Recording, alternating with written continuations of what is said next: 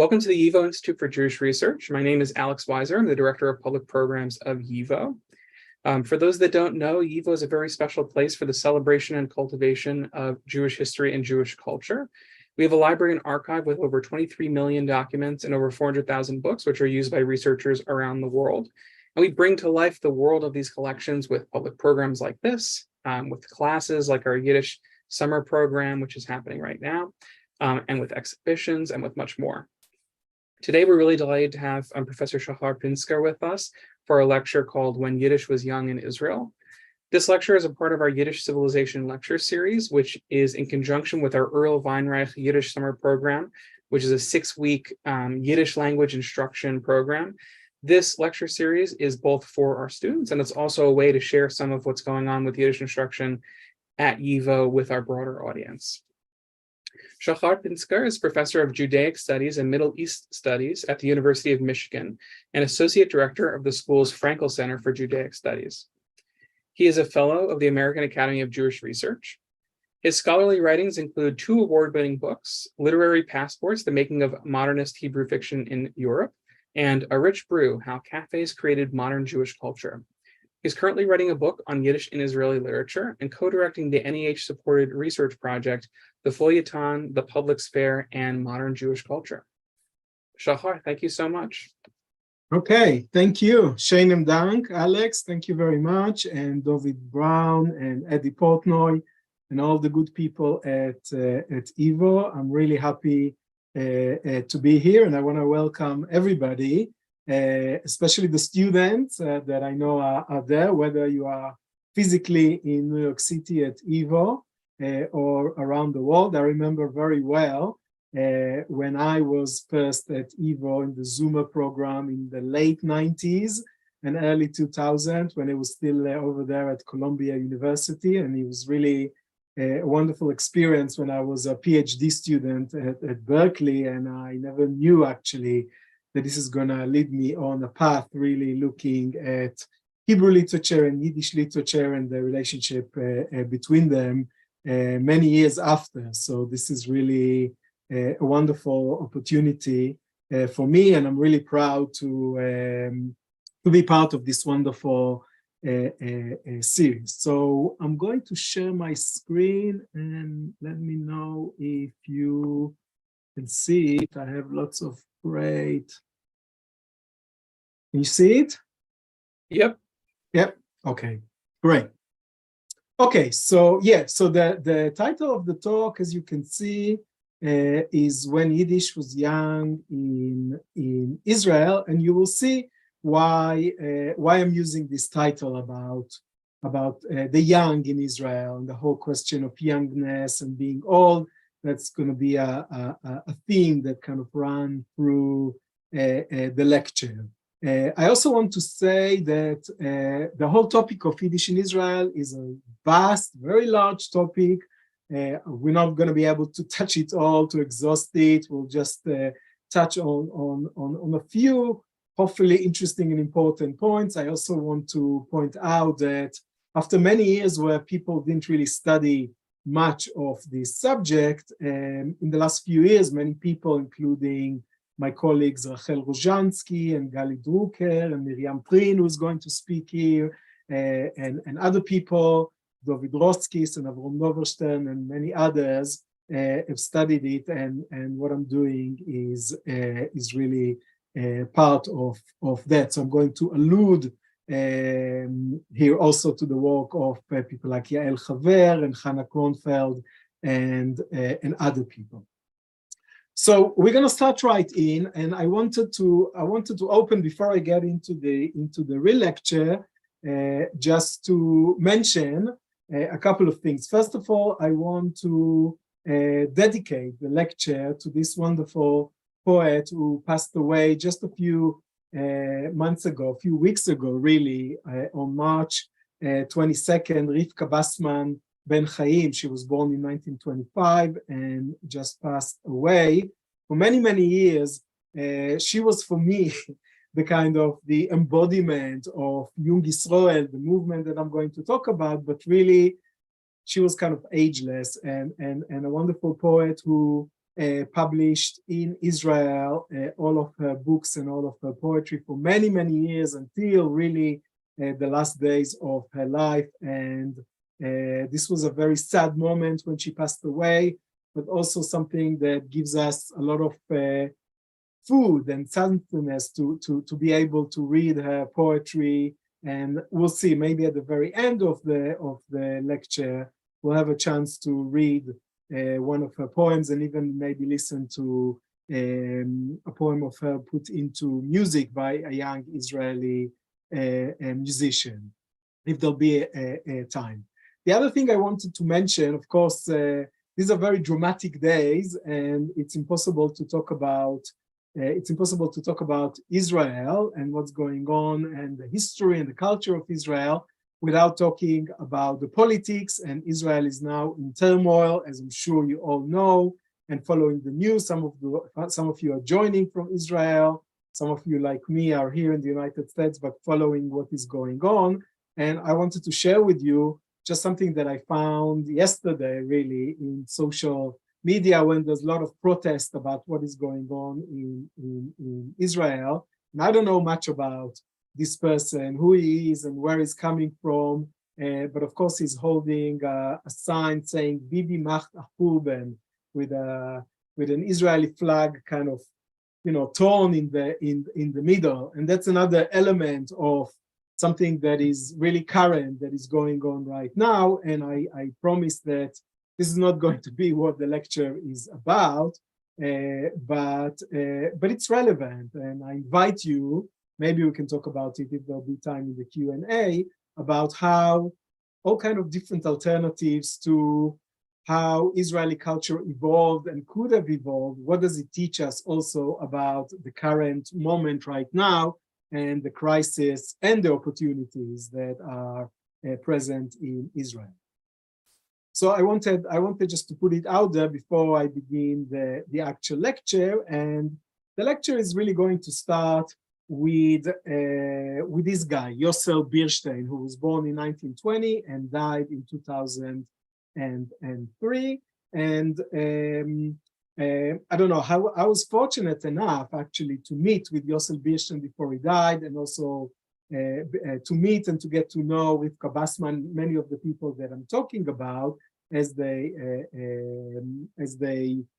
are no longer with us, but the voice and the presence of these people really still very much with us. So Yosel Beerstein, who I'm going to talk more about, was only one of these writers who came to Israel in the early years and wrote mostly in Yiddish. Later on, he became a bilingual writer and wrote in Hebrew and in Yiddish. And in 1986, he published a collection of very, very short stories, which in Hebrew was called Ketem Shel Sheket, and in Yiddish had a different title, Deine Gesselach Yerushalayim, your streets, Jerusalem. And he kind of played in Hebrew and in Yiddish with the same stories, but in a slightly different way. And in one of his stories, this is what he wrote, and hopefully you can all see the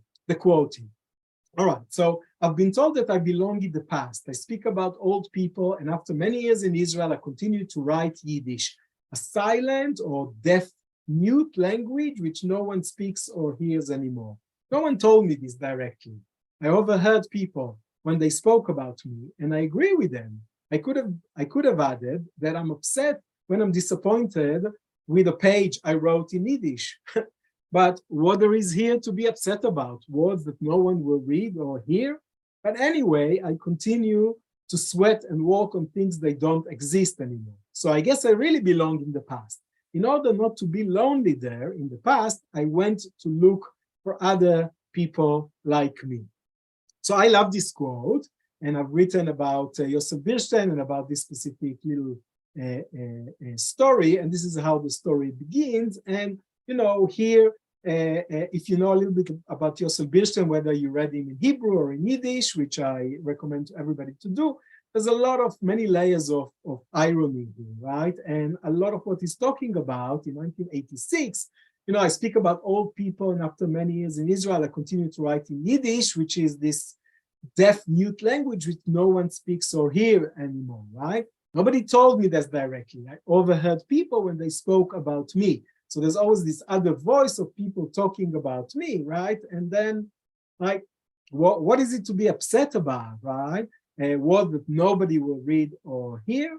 But anyway, I continue to sweat and do it. So in order not to be alone in the past, I went to look for other people like me. So of course, Yosef Birstein knows very well that there were many Yiddish speakers in Israel in the 50s and 60s when he came to Israel, and even in the 80s, right? But he goes to the past. He goes to this idea, and he plays with this idea that Yiddish belongs in the past. So it's only language for all, not just for old people, but a language of destruction and death. What is it to that you have with Yiddish, which he continues to write? So he's a bilingual writer, and Yiddish exists, of course, in his Yiddish writing, but also in his Hebrew writing. And then he goes to look for other people like me. So the question is, where does Yosef Birstein needed to go in order to look for other people? And how far does one need to go in time and in space? So this is a really important and interesting question for me, and I'm going to focus here mostly on what happened in the state of Israel from 1948 until today, mostly in the early years, but also with what's going on right now. But actually, there is a prehistory for it, and 1948 is, in a sense, almost like an arbitrary point, because there was also a lot that was going on in terms of Yiddish and the war between the languages, Hebrew and Yiddish, before that, and people have written about it. My colleague and friend Yael Chaver and Aryeh Pilovsky wrote about that, and just a couple of examples here. When there was an attempt to establish a Yiddish studies chair at the Hebrew University, this is taken from Yael Chaver's book, What Must Be Forgotten, an organization that was called Gdud Meginei HaSafa Ha'Ivrit BeYisrael, the battalion, or the brigade of the defendants of the Hebrew language, they were very upset with it, right? And they said that Cathedra le Jargon, right? A chair for the jargon, this the derogatory name for Yiddish, this is going to be Churban, the destruction of the Hebrew University, of Tselem, the idol in the Echal, in the temple of Hebrew. So, we look at something like this, and what does it tell us? It tells us that there was a real kind of war between the languages, and people really thought that bringing Yiddish to the Hebrew University and to other aspects of Zionist culture in the Yishuv is a terrible idea, right? And people are fighting against it, but at the same time, I think it shows very clearly that there was a lot of anxiety about it, because Yiddish was the mother tongue of many of the East European immigrants, including the Zionist people who, created many of these organizations, right? And we know that at the same time that there was this anxiety about Yiddish and kind of feeling that there's no room for Yiddish in kind of Zionist organizations and the Yishuv and the Hebrew University. There were also writers. We see here Yiddish Literaten und Journalistenklub in Eretz Yisrael, a group of people, of writers. There were also all kinds of journals, like this one, On Hay, The Beginning, in Jerusalem in 1928, a miscellany of Yiddish expression in the land of Israel. And, these kind of two aspects went hand in hand. As we move a little forward towards the 40s and, the time, of course, after the Holocaust, this is a very famous quote by David Ben-Gurion, the head, the leader, who became, of course, the first prime minister of Israel.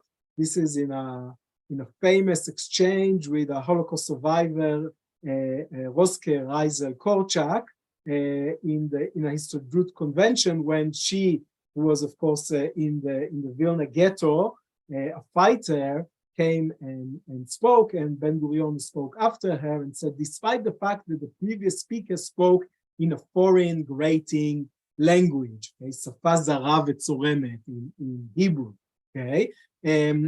My colleague, whom I mentioned already, Rachel Rozhansky, wrote about that and said that actually Ben-Gurion had very ambivalent relationship to Yiddish. He, of course, knew Yiddish. It was his mother tongue, but he understood that.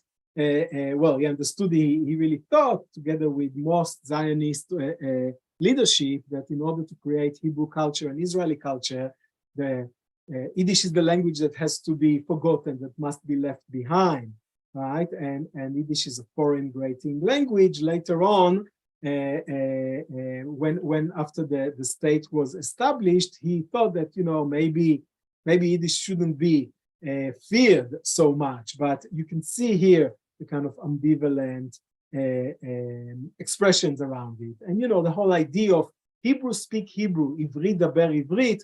I love this caricature from a newspaper. This is from my previous project about coffee houses, where you see where it says Ivrit daber Ivrit, Hebrew speaks Hebrew, and people are reading many different languages, newspapers in all kind of languages apart from Hebrew. It really shows the multilingual aspect of the culture that was created in the Yishuv, and at the same time the attempt to create a monolingual culture. There's some letters that were sent, and again the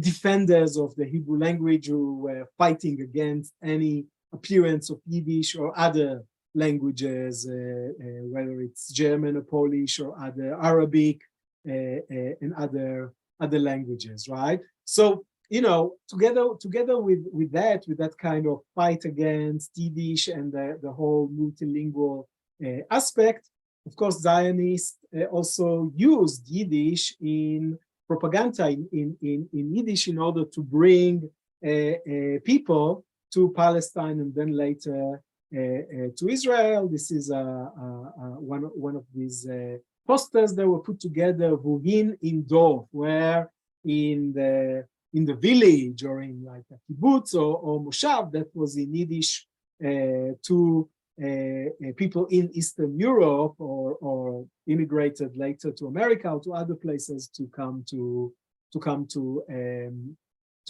Palestine and to the young state of Israel. Okay, and of course Yiddish literature in the Yishuv continued to appear both in translation.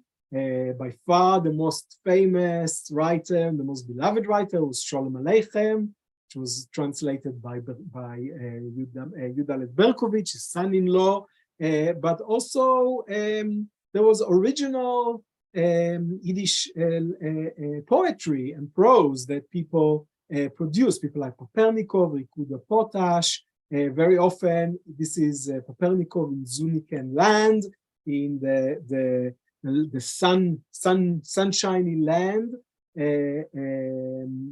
trying to deal with the Israeli environment and write about the Israeli environment in really interesting way, and I'm going to have more to talk about it. So there was a lot already happening in the Yishuv, but then as we move into 1948 and the establishment of the new state of Israel, the question is, what is happening? Is that a new chapter that is going on with the establishment of the state? Of course, when the state of Israel was born, there was only one official national language, and that was Hebrew, right? But, at the same time, when the Yishuv, which was quite small, within a few years, the population of the state, the new state of Israel, more than doubled itself. And it was all with the mass migration. And the mass migration was really kind of roughly in two big groups. One of them was new immigrants from Eastern Europe. Most of them were Holocaust survivors. Of course, the whole language of survivors Nitzolei Shoah, or, was not really part of the lexicon. People use words like Sherita Pleta, Sherisa Pleta, or refugees, Plitim, DPs. Okay, many of them went through DP camps and Cyprus, and then they came and immigrated to Israel, as well as many Jews who came from Arab countries, and this did indeed create a new environment, quite different from what existed in the Yishuv, because so many people who, of course, didn't speak just Yiddish. Many of them spoke Polish and German and any other languages, but most of them, Yiddish was their mother tongue and the language that they knew, they spoke. There also, some of them had Zionist ideologies or were members of Zionist organization, a youth group, but many of them did not have this Zionist ideology, and they came to Israel as refugees and found a place in the new Jewish state. And the question was, what is the state of Yiddish in Israel? And here I'm going to go, if it works, and move on to this person who I'm sure all of you, most of you, know about and heard about, the great poet Avrom Sutzkever, who was born in 1913 and died just a few years ago in 2010. He had a long life, and of course he immigrated to Palestine just before the war and just before Israel became a state. That was after already. He was a famous writer, a young but famous writer, who wrote about the Vilna ghetto and about his experience running away, and then he came to the Yishuv and to the young state of Israel. So this is a good place to start and kind of looking at what happened in Israel and the relationship between the languages and the Israeli culture, and what is the place of Yiddish. And I want to read. We don't have time to read a lot, but I want to read this poem that Sutzkever wrote and published in 1948.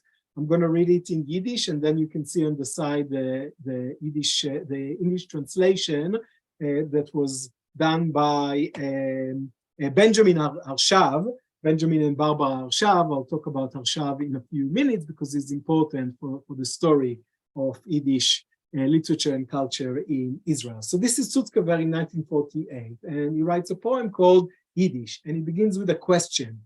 Soll ich onheben von onheb, soll ich wie Avrom, ois Bruderschaft, zehaken alle Getzen, soll ich sich lebendigen Losen übersetzen, soll ich anfleizen mein Zung und warten bis verwaldenen, wird sie sich in avusdike Rojinkes mit Mandeln, was farakato wizdeke Witzen, darschend mein Poesie Bruder mit der Bank warden, als mein Mamelaschen loschen geht bald unter.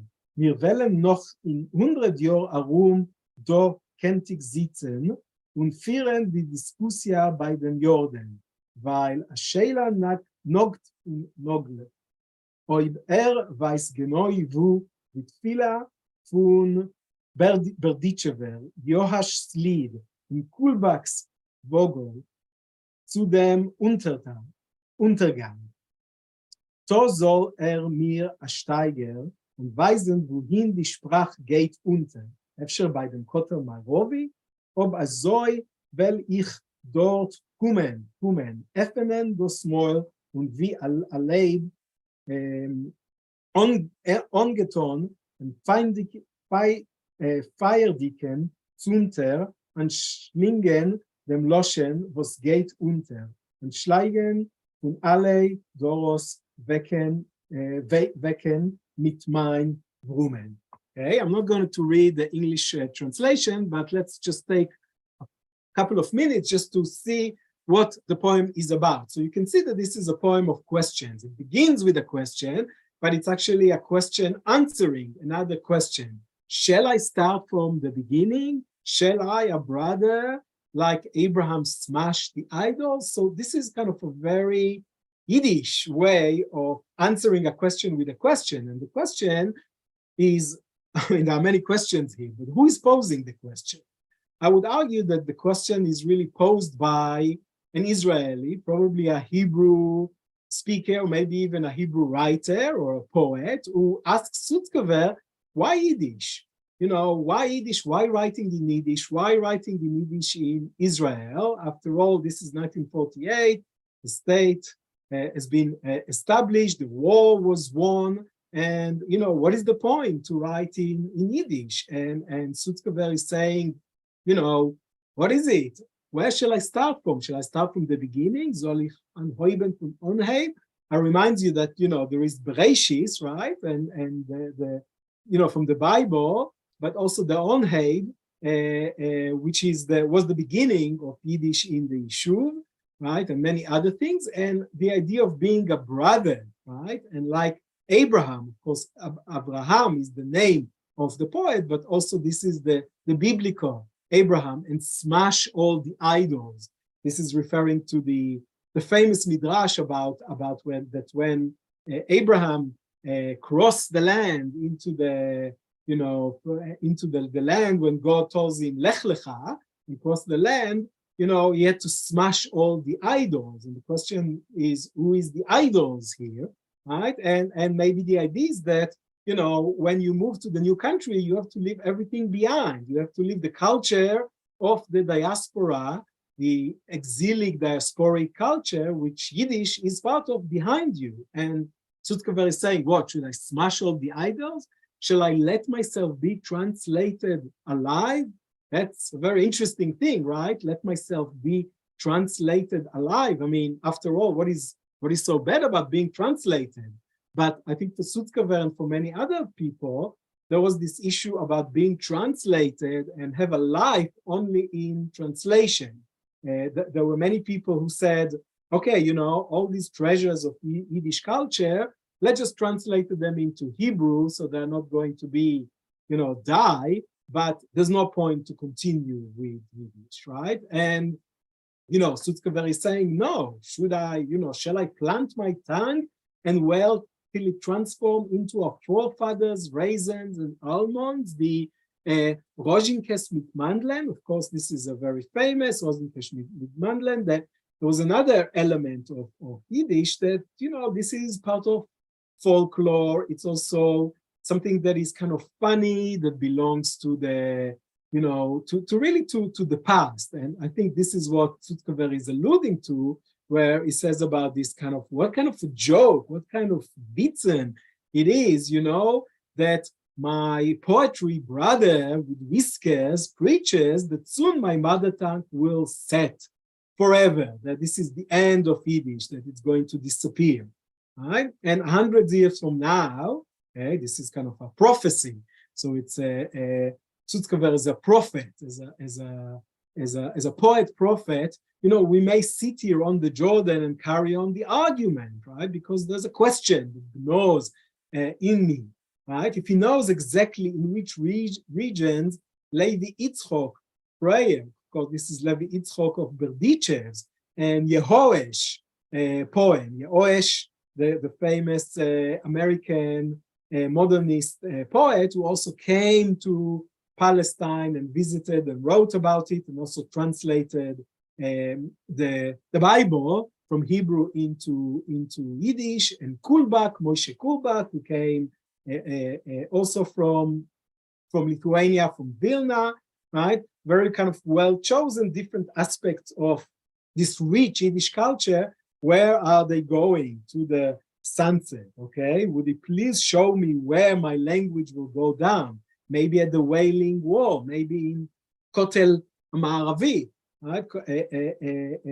You know, this is the place to have the traditionally Jews prayed for, but now in the war, it's actually became part of the Jordanian part of Jerusalem. Okay, if so, I shall come, open my mouth, and like a lion garbed in fiery scarlet, I shall swallow the language as it sets and wake all the generations with my roar. So the end of the poem is this kind of very strong, again, kind of prophetic, poetic element of Sutzkever that, he's going to open his mouth and swallow the language and wake all the generation with my roar. So Sutzkever really took upon himself the role of like making sure that this rich Yiddish culture is not forgotten in Israel. It's not just in translation into Hebrew. It's not just a joke or something that is just associated with kind of this dying culture. And he did it in many different ways. One of them is by editing this journal, The Golden Arcade, The Golden Chain. Of course, the name is taken from Yud Lamed Peretz, but it's very much kind of a symbolic name, the golden chain, the chain of generations, and how it's a continuation of culture. And we don't have much time to discuss it, but it's very interesting that with Sutzkever, with his charisma, he managed to get support for the Golden Arcade by the Histadrut, which is as mainstream as you can get in Israel, the association of workers in Hebrew, which was very much kind of labor Zionism. You can see here that it was in the beginning edited by Sutzkever and by Avrom Levinson. Later on, it was really Sutzkever by himself with other people who helped him. And it existed for many, many years until 1995, and it really became the most important Yiddish kind of high cultural journal in the world. It wasn't just publishing Israeli writers, it was publishing people from all over the world, all the different post-war centers, whether it's New York, Buenos Aires, Paris, and other, but it was very much in Tel Aviv and edited by Sutzkever, and Sutzkever also made sure that young Yiddish writers will be featured in it. Okay? I mentioned Sutzkever because not only was a wonderful poet, translated by Arshav and by other people into English and into Hebrew and other languages, but also in the last few years, there's a lot of interest in Sutzkever. His prose was translated as well into Hebrew and into English. There's a couple of films, both an Israeli film that was made about him and this one in English by the Yiddish Book Center, and you should watch them if you haven't done it. But at the same time, the Sutzkever was working to create the Golden Arcade. There was also Yiddish journalism, and the main person behind this is Mordechai Tsanin, who's the father of Yiddish journalism in Israel, and he started by with this kind of Illustrierer Wochenblatt. You see that it had like some Hebrew elements, but it was mostly Yiddish, with pictures from the pictures and illustrations, and let the new immigrants who came read about what is going on in Israel, and that was in 1948. And then Let's Deny Us, and in the early years in 1951, there was actually a restriction on having Yiddish journalism in Israel. Apparently, people were very worried that many of these new immigrants are going to revert to the languages that they came with, instead of becoming good Israelis and having a Hebrew culture. So there were restrictions on. They were not so worried about something like high culture, like Sutzkever, Golden Arcade, but with a daily newspaper, there was in the early years seen as a threat, and in order to go around it, actually it had to be published in different names and in different names in different days in the week. So sometimes you would see it in another name, and this was a way to kind of go against these laws. I should mention, again, with Rachel Rozhansky's work, that after a few years, it was kind of understood that this is kind of nonsense and there's no point of doing it. And Letztenayes existed as a daily newspaper for many, many years. It was really a newspaper that published everything about the news, about what's going on in Israel, opinions, but also it had a lot of room for culture and for literature and for art, and it was all published there. There was also Lebensfragen, which is a socialist. There were Bundists in Israel. There was the whole ideological kind of spectrum, but all the way from Zionists to Bundists and people who found a place in Israel and wanted to continue Yiddish culture.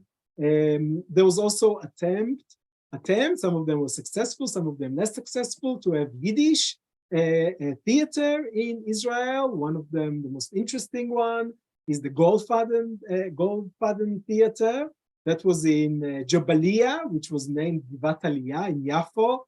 It was in a transit camp where many of these people were put, and they created this Goldfaden theater and showed. And again, there were in the early years some restrictions on what you can do, and you can't just do anything that will be just in Yiddish. So again, people had to find ways around it and include something in Hebrew in the program in order for it to be to move forward. We look at it back today and we say, wow, what was so scary about Yiddish? But there was this kind of anxiety around it, and people found a way to move forward with it. There's also Jigen and Schumacher, Yiddish cabaret in Israel. This was very, very popular.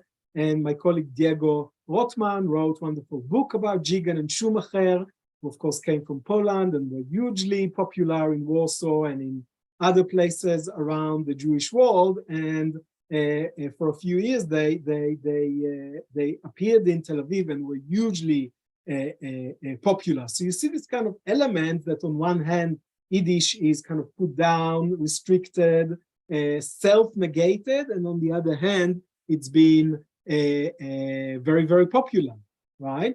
So I want to talk for a few minutes, because I see we're running quickly out of time here, about this group that I already alluded to, Jung Israel. This is a group that was established in 1951.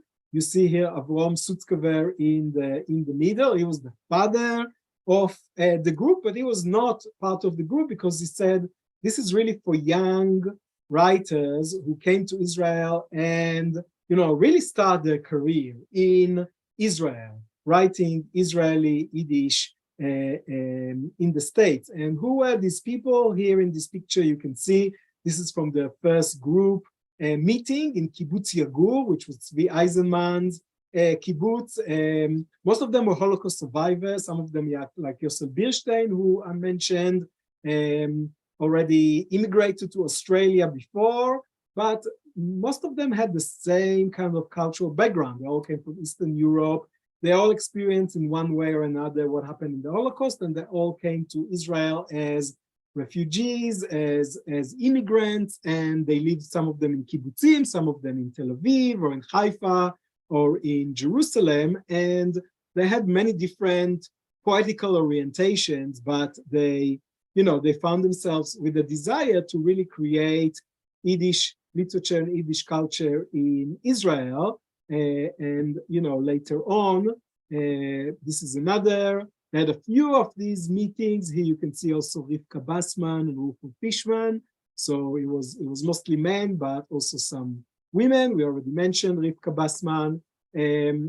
And they issued their own journal. They published in the Golden Decade, but they also issued their own journal and their own series of books. And we don't have much time to discuss it, but it's really interesting to see what they did. It's kind of very much the name Jung Israel, of course, refers to Jung Vilna and to many other similar groups, and also this kind of combination of it's chad pe'ami, it's something that appears only once, or maybe twice or three times. We don't know how long it's going to be. And the combination of art and literature at the same time, we mentioned Bierstein, also Yosel Bergner. You can see here the combination of the literature that was published by many of these writers, together with Yosel Bergner. Here is a wonderful example of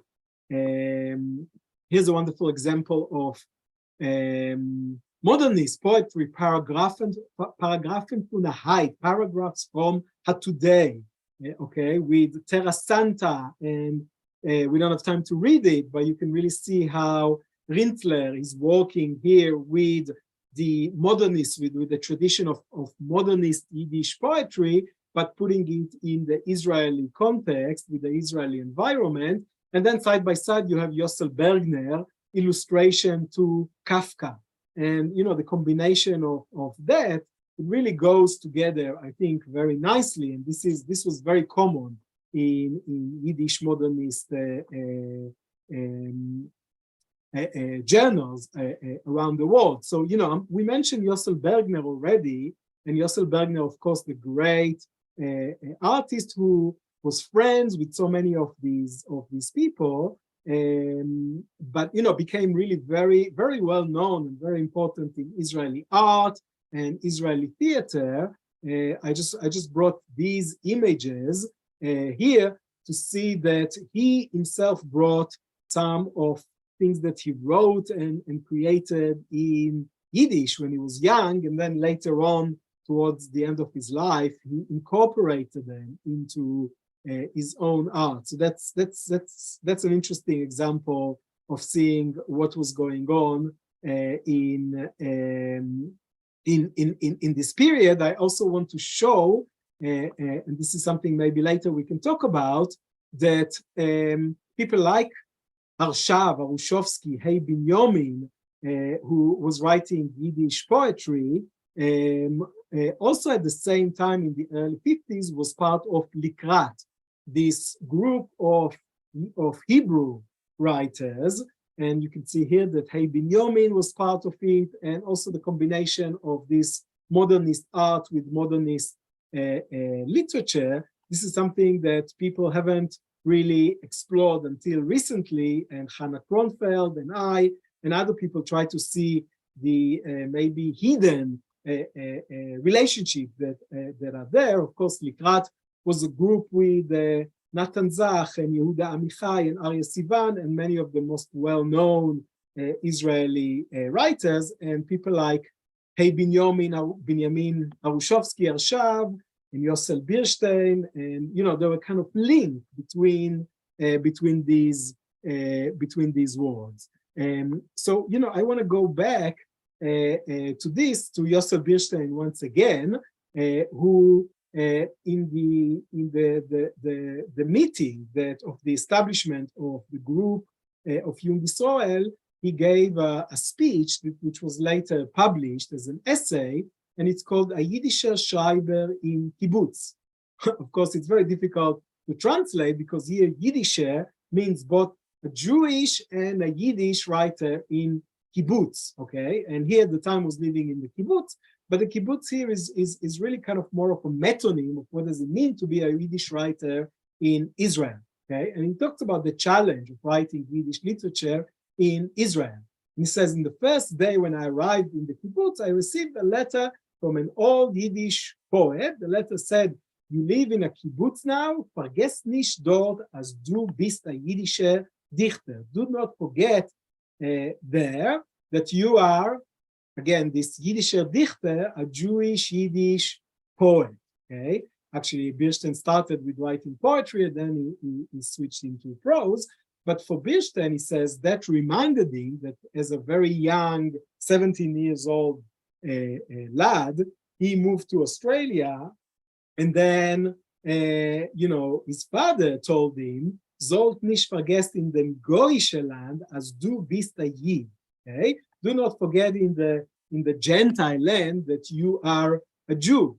And there's lots of many layers of irony here, right? And of course, being in Israel, in a Jewish state, it's not relevant like it is in Australia. At the same time, it is relevant because when you are in the kibbutz, don't forget that you're a Yiddish writer. So what does it mean not to forget that you're a Yiddish writer? And how does one, connect to Yiddish culture that was, and also to Israeli culture by writing in Yiddish? This was really the main challenge. So I don't have much time here, and there's a lot of things to show, but I can just mention quickly and show you how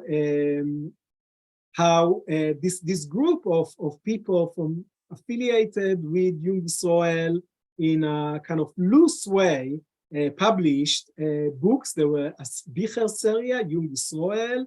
Here we see Jungmann in Schotten from Moled. Yosef Birstein himself wrote a novel about life in the kibbutz of Shmole Tratuaren, and this is Tzvi Eisenman, Die Bahn, Der Erzählung, Rivka Bassman, who we mentioned, a first book of poetry, Toiben by Van Brumen. These books were published in the 50s and 60s. Rochel Fishman, Zdun Iber Alt, with illustration by Danny Caravan, the Israeli artist.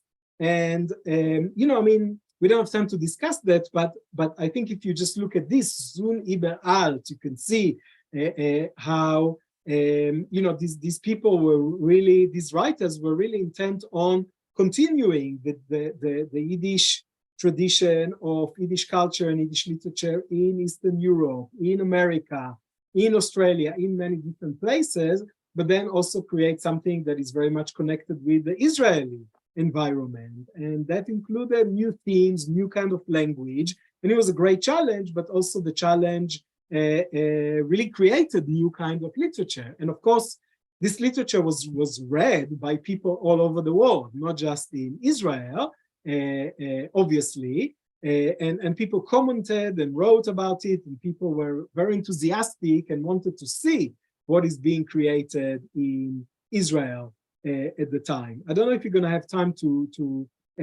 look at it, because I want to leave time for Q&A and also to show some other examples. But this is a poem that was written in 1950 by Hey Binyamin, Binyamin Harshav, and for me it's kind of a typical, very beautiful. It's called Shnei in Yerushalayim, snow in Jerusalem. Of course, you know that snow is very unusual in Israel. It happens. It doesn't happen very often in Jerusalem. Once in a while. Of course, there's also a wonderful poem by Sutzkever about snow in Mount Hermon, but here it's in Jerusalem, and basically says, it's good snow that you came. Okay, and here Veis Shnei Mizainen do doch beide oif du. This is an English translation by Hannah Kronfeld. You can tell snow, yes, the two of us are already on familiar terms, that the heat won't let you rest in the holy city. So before we melt away, let's escape together to some secret corner that no one will see us, that no one will follow us, and I will read to you my poems, right? So the snow, and there's actually a whole anthology about snow in Yiddish literature, in poetry, and in prose, and it's really interesting how the snow becomes this kind of metonym and metaphor for many different things, including kind of the continuation between Yiddish culture and Jewish culture in Eastern Europe and in other places, and what is going on in Israel. I want to mention, since we talked about Harshav here, that with his family, well, he worked on it towards the end of his life, and together with Hannah Kronfeld and other people who helped to put this together, we now have all of his poetry in Hebrew and in Yiddish. And we don't have much time, but I want to mention very quickly the work of people who are maybe less well known, but should be more well-known, like Mendelman, who wrote stories and a novel about meeting, about what happened when these Yiddish speaker new immigrants came to Israel and they encounter what is known as abandoned villages and houses of Palestinian Arabs, and the meeting with them. That was a very loaded topic, and maybe we can talk about it in the Q&A. I think that, you know, when you look at the literature that was written in Yiddish at the time, although they didn't really have common language with Palestinian Arabs, there is a kind of understanding of what happened in 1948 to these Palestinians who became refugees from the point of view of these Yiddish writers who were also refugees after the Holocaust. So a fascinating element of that. So I'm not going to, I want to leave time for Q&A, but you know, very quickly, I just want to show you that there were some people, older writers like Itzik Manger,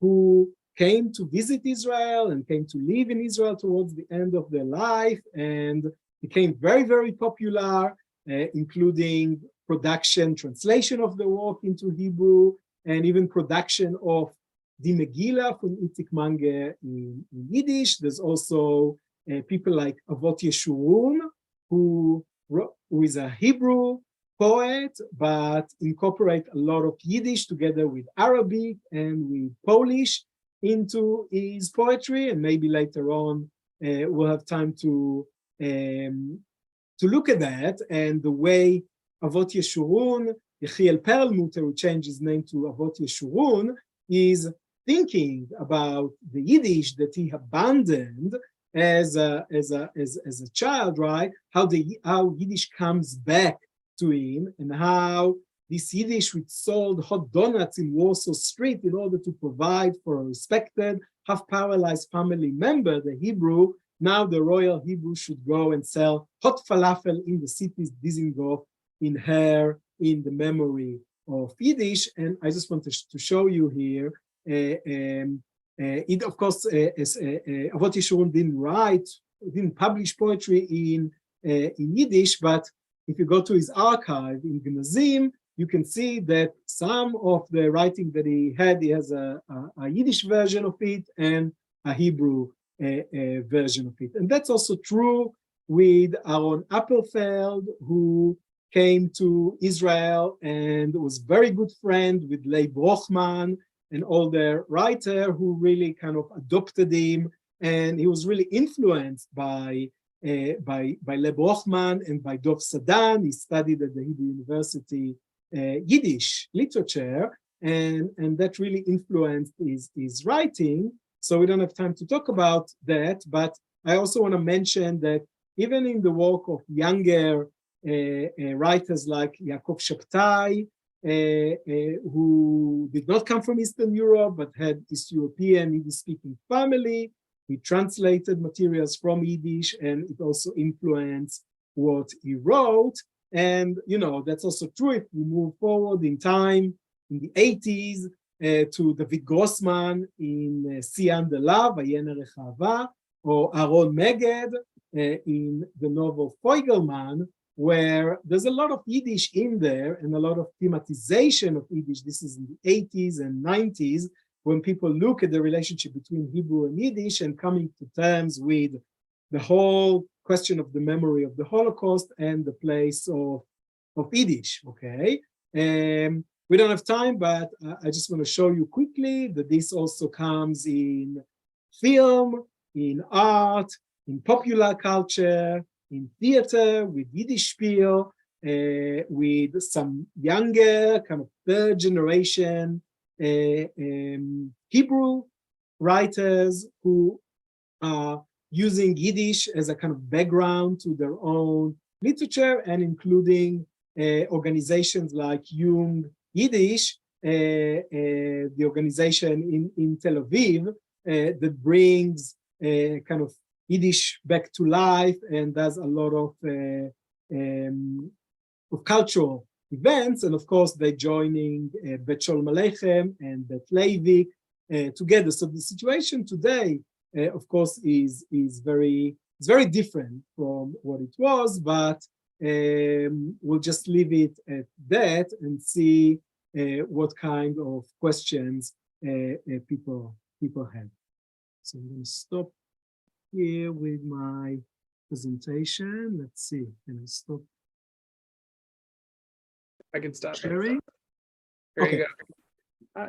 Shachar, thank you so much. This has been a wonderful talk. And I see someone in the chat just says, we need a part 2 so you can get to all this other stuff. And I second that. This is really fantastic. So let's just jump into some questions. One viewer is asking about the shift from Yiddish to Hebrew. If you can say a little bit more about that, of, you know, in terms of speaking, in terms of population, how and when did that shift happen? Mm-hmm. Yeah, so this is a very good question. It's a complicated one, right? I mean, because of course the idea of creating Hebrew culture already before the establishment of the State of Israel, there was a lot of ideology there, but in practice, people continue to be multilingual, right? And it's really only, I think, and you know what we see in the scholarship, that with education. So, you know, when you come to 1948, and I mentioned people like Aaron Meged, and you know, was born in Poland, but then the people who were born in Israel and kind of educated with monolingual education, for them, you know, Hebrew was the only language they knew, and all the other languages were kind of foreign languages, right? But then it was complicated again, because you have all these immigrants who are coming to Israel from many other countries. So you can say that these dynamics really never stopped. It continued many years later with the Soviet, you know, post-Soviet people came with Russian, and you can say that this kind of tension between Israeli culture as a monolingual culture and multilingual continues until today. You know, let's leave it at that with a quick answer. That's a good dovetail to another one of the questions, which is about Yiddish spoken today in the Haredi communities in Meir Sharim and Bnei Brak, for example. Right. Do you have any comments on the way that Yiddish is spoken in those communities? Yeah. So I was going to mention it, and I also have a slide that I didn't get to. You know, that's what I spoke about mostly focuses on, for lack of better word, kind of secular Yiddish culture. Although with people like Leib Bochman and other, it's a little problematic to say secular.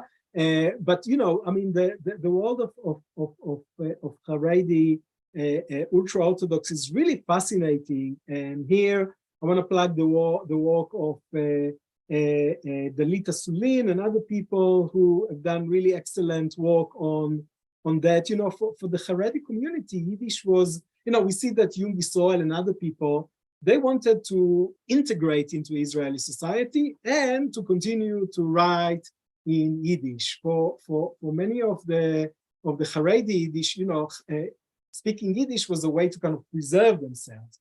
But of course, it doesn't work like this. It doesn't work like this in New York, in Brooklyn, and it doesn't work like this in Bnei Brak or in Mea Shearim. So, you know, when people look at what kind of Yiddish they speak, they see that it's really a mixture of, there is a lot of Hebrew in there. And of course, they live around, and, you know, so you can see it in the books and the newspaper they create.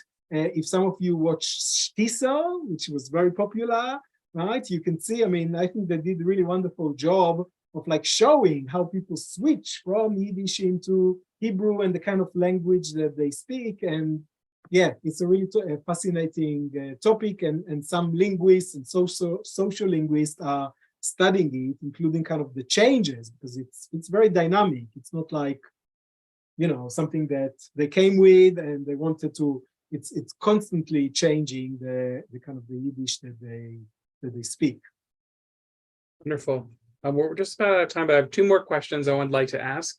One is, you mentioned that some Yiddish writers saw a connection between the experience of Yiddish-speaking refugees and the Palestinian population.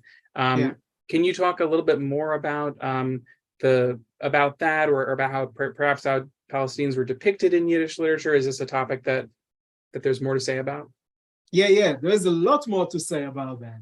There's a lot more to say about it. I mean, I would say that you really see it very much in the early war, when many people who came, they were either fighting in the war itself. So they came from, DP camps, and they were put in the war fighting, and they wrote about their experiences. Then other people, because Israel was a poor country and there wasn't a place for them to live, they were put in transit camps and in abandoned houses, right? And they write about it in a really fascinating way. And this is, I think, one of those things that I alluded to, that maybe Yiddish provides us with kind of alternative to kind of the way kind of mainstream Israeli culture in Hebrew is thinking about kind of the language of the other, right? Where, like, I'm not going to say that, there was like real understanding between Palestinian Arabs, because of course they didn't have common language. But I mentioned Mendelman and Hey Binyamin and Tzvi Eisenman and other, where you see that, where people live in these houses that were abandoned, and they can see and feel the presence of these Palestinians. They feel the empathy, and they feel like whatever they experience in the war and the experience of being refugees is very similar to what these people experience. And you can see the desire to create dialogue, but of course it's kind of limited with the fact that they don't always have the common language. So, I just leave it at that, but it's really fascinating. And in the book that I'm writing, I'm going to have a whole chapter about that.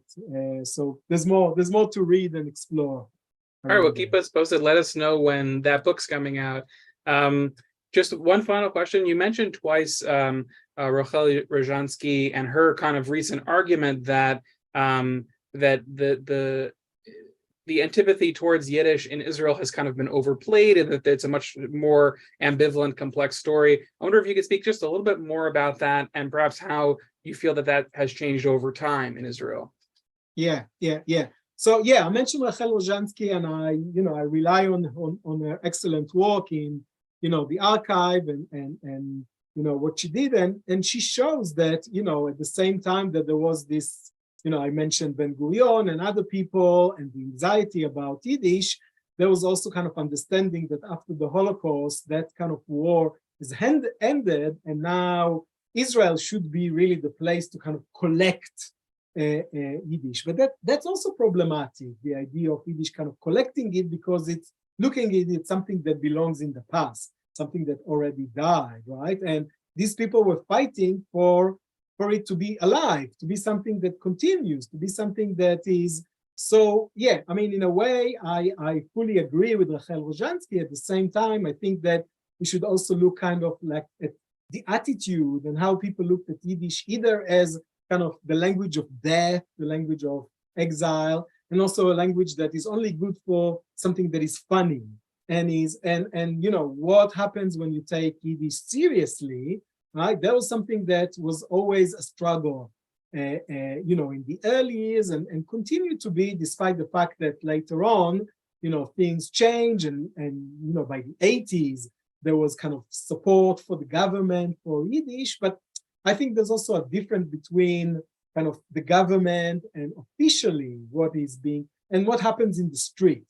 These kind of attitudes toward Yiddish that is in the street is very difficult to, and there is this kind of ambivalent attitude that was there from the very beginning. And if I may say something personal, when I grew up in Israel, my grandparents spoke Yiddish. I heard it at home, but when I would walk around, and Yiddish was this kind of language that, like, you kind of gone crazy, you start speaking Yiddish. That was kind of the attitude of people around me.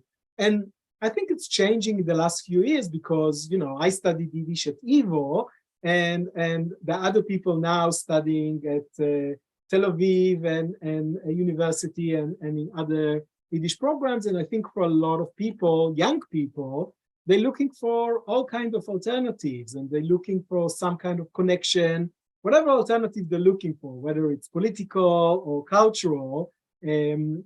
they want to come to term with that. So yeah, there are kind of changing attitudes, and definitely the situation now is very different from what it was in the 1950s. But it's also interesting to see these kind of continuities and how people think about Yiddish and talk about Yiddish, and yeah, the role it plays in Israeli culture. Shachar, thank you so much. This has been a really wonderful lecture. I look forward to having you back when your book comes out.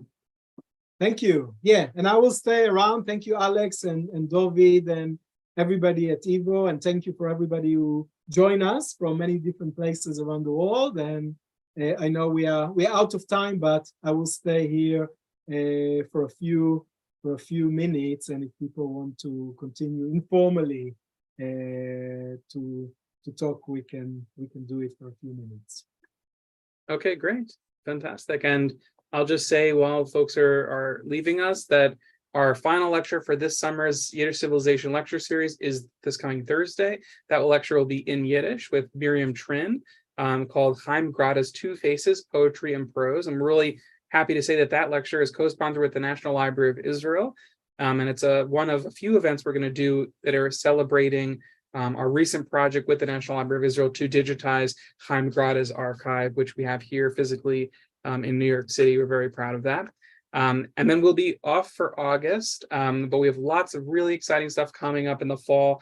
So I encourage you to follow us on our social media platforms, on our email list and our website, and stay tuned for what's coming ahead. But thank you all for joining us today. And Shachar, thank you again. Thank you very much. Shane and Dan.